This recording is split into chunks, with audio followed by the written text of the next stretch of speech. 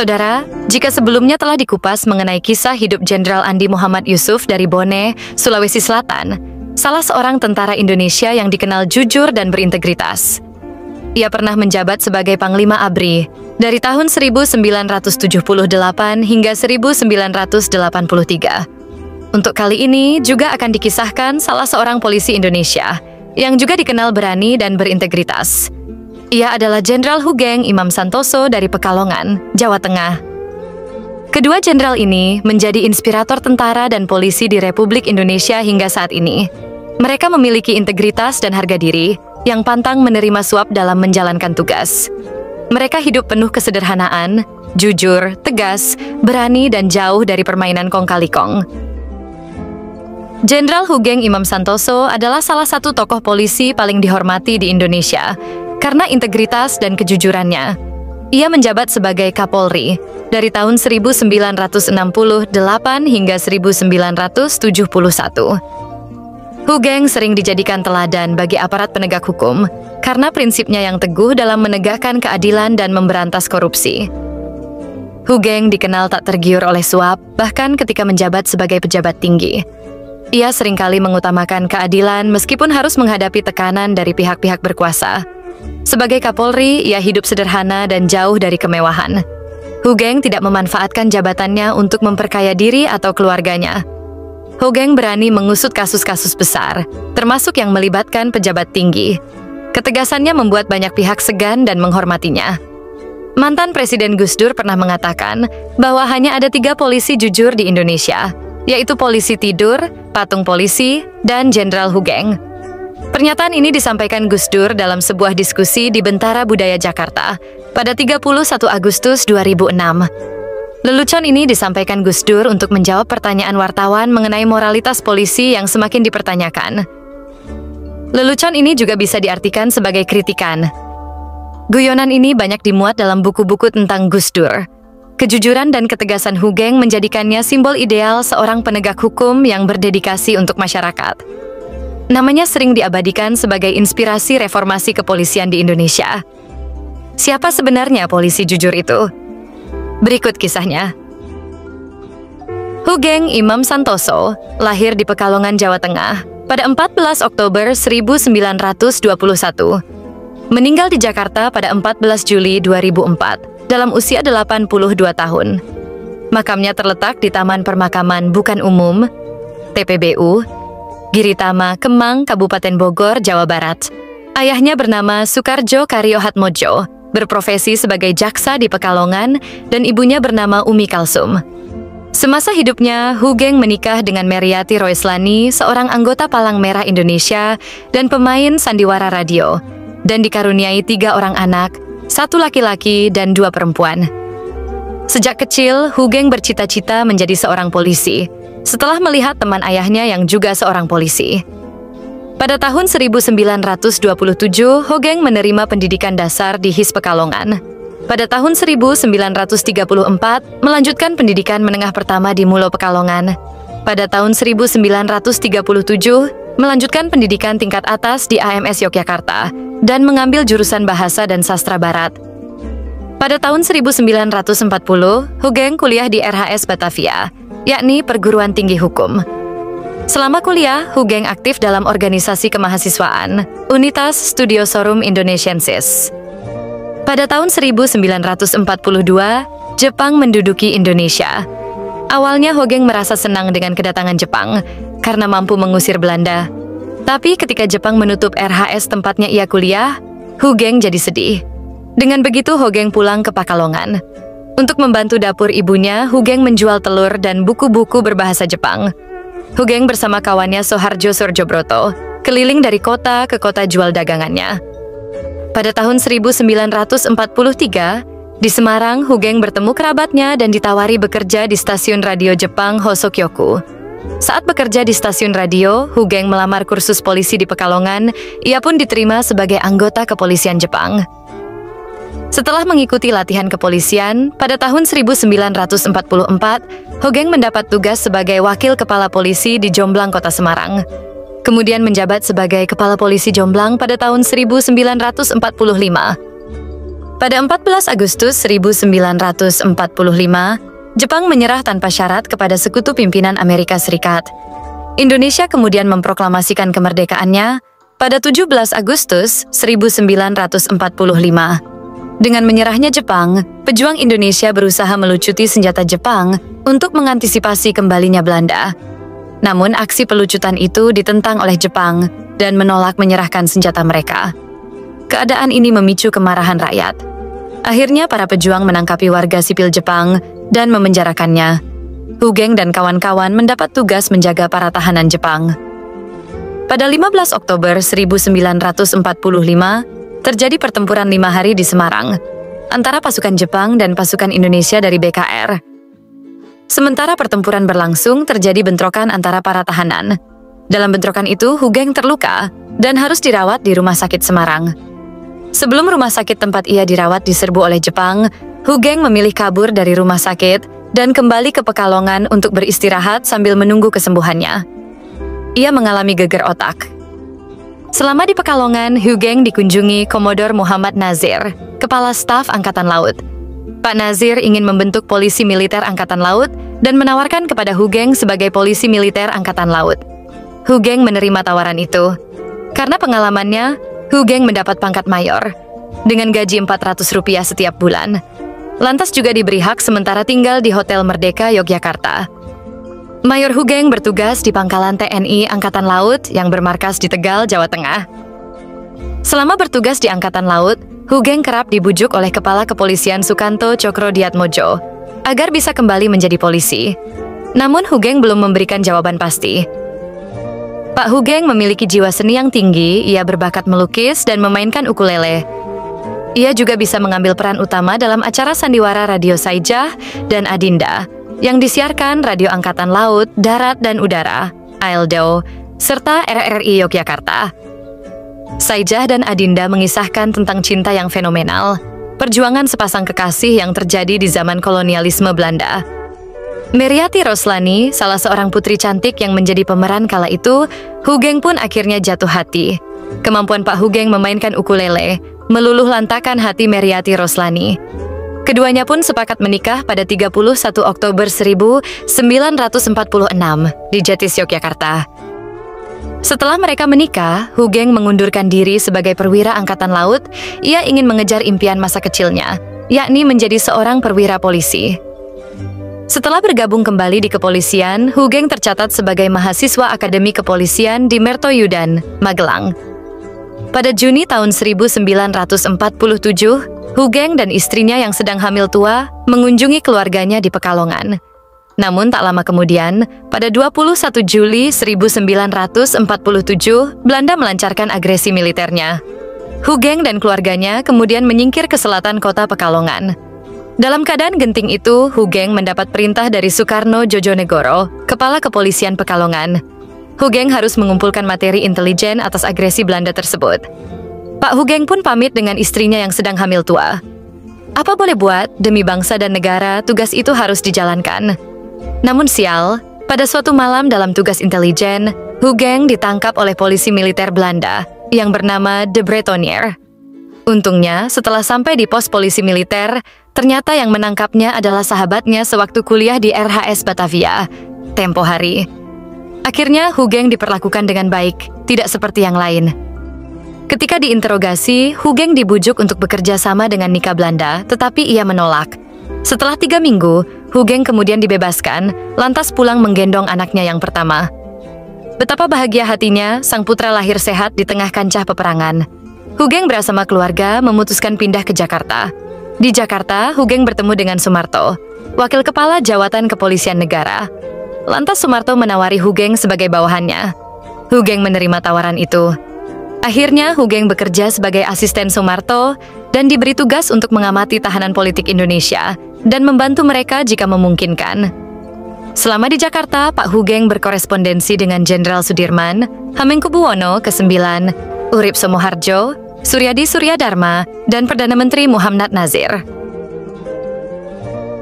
Pada tahun 1950, Hugeng mengikuti kursus orientasi di Provost Marshal General School pada Military Police School Port Gordon, Georgia, Amerika Serikat.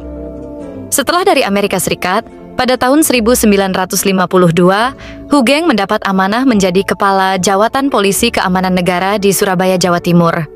Kemudian pada tahun 1956, Hugeng menjadi Kepala Bagian Reserse Kriminal Kantor Polisi di Medan, Sumatera Utara. Dalam tahun yang sama, ia mengikuti pendidikan Brimob. Setelah itu, pada tahun 1960, Hugeng diangkat menjadi staf Direktorat II di Mabes Kepolisian Negara Republik Indonesia. Tak lama kemudian di tahun yang sama, Hugeng diangkat menjadi Kepala Jawatan Imigrasi.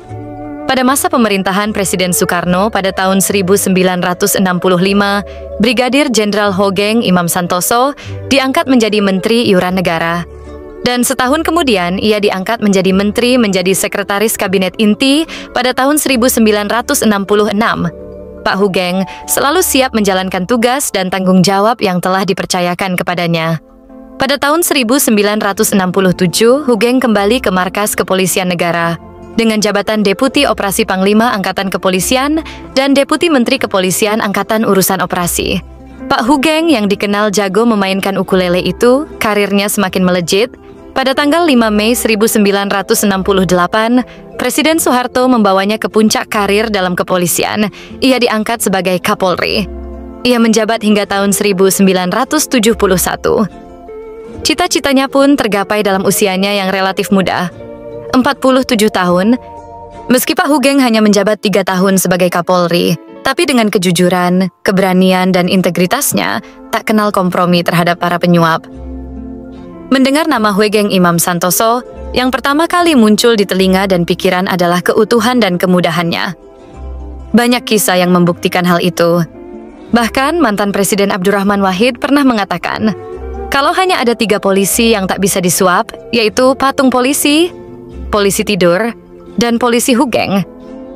Prinsip hidup yang tidak macam-macam ditunjukkan ketika menjadi polisi di Pekalongan, hingga terbawa sampai puncak karirnya. Momen singkat dan ketegasan banyak ditampilkan dalam beberapa cerita kehidupan sang jenderal. Misalnya ketika ia diangkat menjadi Kepala Jawatan Imigrasi pada tahun 1960, Hugeng meminta istrinya menutup toko bunga yang baru dirintis, dengan alasan ia khawatir orang-orang yang membeli bunga nantinya merupakan relasinya di imigrasi. Cerita lainnya yaitu sewaktu Hugeng bertugas di Medan. Ketika hendak pindah ke rumah dinasnya, rumah tersebut telah terisi dengan barang perabotan rumah tangga yang dikirim oleh para cukong dan mafia. Hugeng meminta untuk membawa kembali barang-barang tersebut dan mengancam tidak akan menempatinya jika barang-barang mewah tersebut tidak dibawa kembali. Salah satu kisahnya, Pak Hugeng menolak pemberian hadiah berupa mobil mewah dari seorang pengusaha karena pemberian itu dianggap penyogokan yang akan meruntuhkan harkat dan martabatnya. Karakter yang tidak bisa dibeli ini mencerminkan sebuah kejujuran seorang jenderal polisi sejati. Tapi sekarang, sikap-sikap terpuji itu tidak terwariskan kepada penegak hukum di kekinian, malah sebaliknya. Jenderal Hugeng tercatat juga pernah menolak mobil dinas dari Sekretariat Negara karena telah merasa cukup dengan mobil jeep dinas dari kepolisian. Kisah tersebut menggambarkan betapa kuatnya rasa bakti dan cintanya kepada lembaga kepolisian yang selalu ia banggakan. Sayang sekali, tidak ada lagi seperti sikap-sikap seperti Bapak Hugeng. Sekarang maling teriak maling. Ketika menjabat sebagai Kapolri, Jenderal Hugeng dihadapkan sebuah masalah besar. Pada masa itu, ia menangani adanya penyelundupan mobil mewah yang didalangi oleh Robi Cahyadi. Ternyata, kasus penyelundupan mobil mewah ini menyeret nama istri Presiden Soeharto, Ibu Tien. Namun usai pengungkapan kasus ini mengantarkan pemberhentian Pak Hugeng sebagai Kapolri dipercepat. Soeharto beralasan, pemberhentian Hugeng dilakukan untuk regenerasi. Dalam biografinya menyebutkan, memang sebelumnya Jenderal Hugeng Imam Santoso telah lama membidik aktivitas Robi Cahyadi. Ia dikenal penyelundup yang licin, karena berhasil menyogok petugas Bea Cukai Pelabuhan Tanjung Priok. Lewat bantuan orang dalam, dia mampu meloloskan ribuan unit mobil selundupan setiap tahunnya. Suatu ketika, Hugeng berniat melaporkan kasus penyelundupan Robi Cahyadi kepada Presiden Soeharto. Hugeng menghadap langsung ke kediaman Soeharto di Jalan Cendana, Menteng, Jakarta Pusat. Tapi Hugeng kecele. Orang yang hendak dia laporkan ternyata sudah lebih dulu berada di Jalan Cendana. Hugeng berpapasan dengan Robi Cahyadi yang baru saja keluar dari rumah Presiden. Buru-buru Hugeng meninggalkan Cendana, lantas menuju kantornya di Mabes Polri, Jalan Trunojoyo. Jenderal Hugeng pun menyadari Robi Cahyadi memiliki relasi yang luas di kalangan elite. Padahal menurutnya, Robi Cahyadi hanyalah seorang anak muda yang punya hobi bersantai di rumah-rumah hiburan malam. Jenderal Hugeng mengaku dirinya dianggap berbahaya oleh sejumlah tuan besar karena suka menangkapi orang. Desas-desus itu kian santer tatkala Hugeng gencar menyelidiki kasus Robi Cahyadi. Hugeng tahu ada pihak-pihak yang terganggu melihatnya mengutak-atik masalah penyelundupan. Bahkan, ia seakan tak percaya kalau Robi Cahyadi punya relasi dengan para pembesar. Akhirnya suatu hari, Jenderal Hugeng dipanggil Presiden ke Cendana.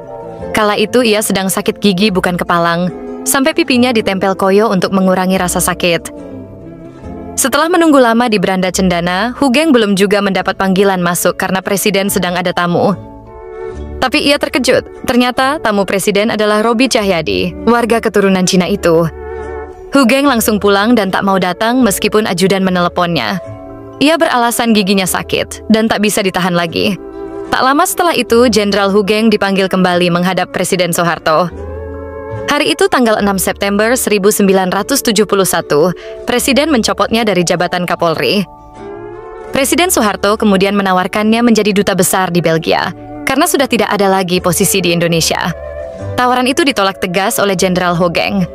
Akhirnya pada 2 Oktober 1971, Jenderal Hugeng mengundurkan diri dari kepolisian. Dalam keterangan pers, ia diberitakan pensiun dengan alasan peremajaan dalam pucuk pimpinan Polri. Padahal, penggantinya ialah Jenderal Muhammad Hasan, yang usianya 2 tahun lebih tua daripada Hugeng. Meski merasa alasan pemberhentiannya belum jelas, Hugeng enggan mengaitkannya dengan kasus Robi Cahyadi. Jenderal Hugeng merasa terpukul menyaksikan apa yang terjadi. Di satu sisi, ia melakukan pemberantasan penyelundupan yang merugikan keuangan negara, tetapi justru banyak pejabat tinggi negara yang berkompromi dengan mereka. Setelah pensiun, Hugeng tak lagi aktif dalam pemerintahan. Dia lebih banyak berkegiatan di bidang seni dan hiburan. Ia kerap tampil di TV RI bermain gitar Hawaii bersama dengan band The Hawaiian Seniors. Kadang ia tampil bersama istrinya. Berikut penampilan Jenderal Hugeng bersama istrinya lewat lagu My Dream Chapel at KH. Artinya, kapel impianku di KH.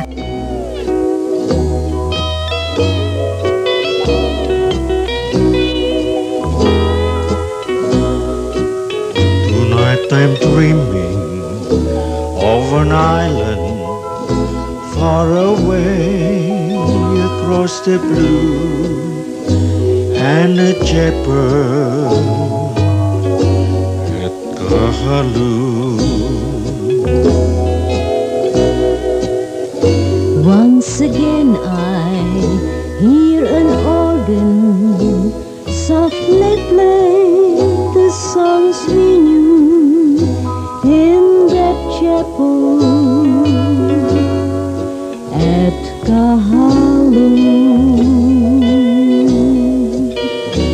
In all my dreams it seems I hear sweet voices singing. Oh yeah, oh yeah, oh yeah. And the vision I see kneeling, there is you, lovely you, in my dream chapel at Kahalu.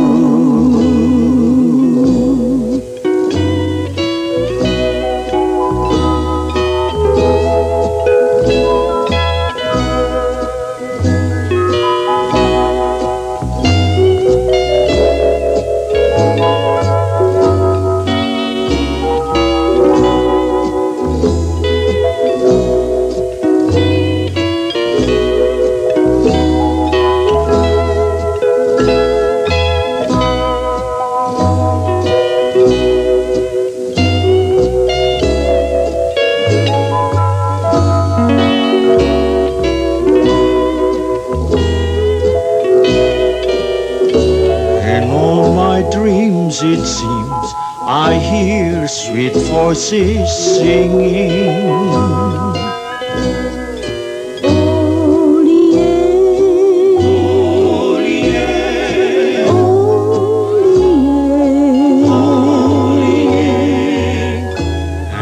vision. I see kneeling, there is you, lovely you, in my dream chapel at Kahalu. Ale o kalani